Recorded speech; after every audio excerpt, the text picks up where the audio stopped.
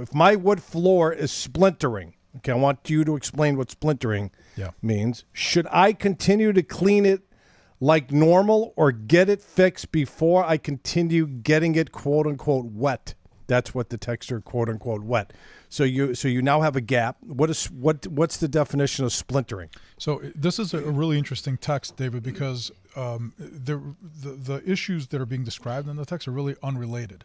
In other words, the splintering really has nothing to do with whether or not this texter should or should not wash their floor. Okay. The other issue is, and the texter put the word wet. into quotes. Shouldn't be doing that in the first place. That's exactly right. Got it. So you should never, water and wood just never mix.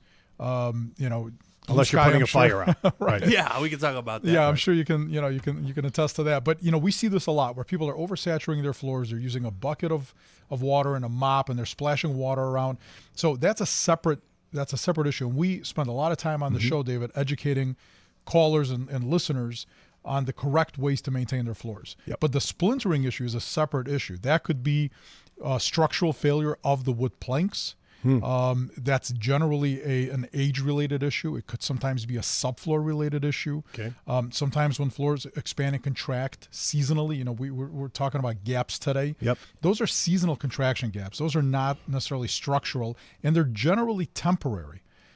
This caller is having failure of their flooring, and that's a completely separate issue.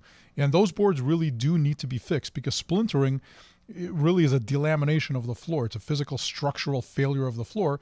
And if you're walking around barefoot or in socks, there's a good chance you might injure yourself. So that definitely needs some attention. But you should never get your floors wet. That's just the bottom line.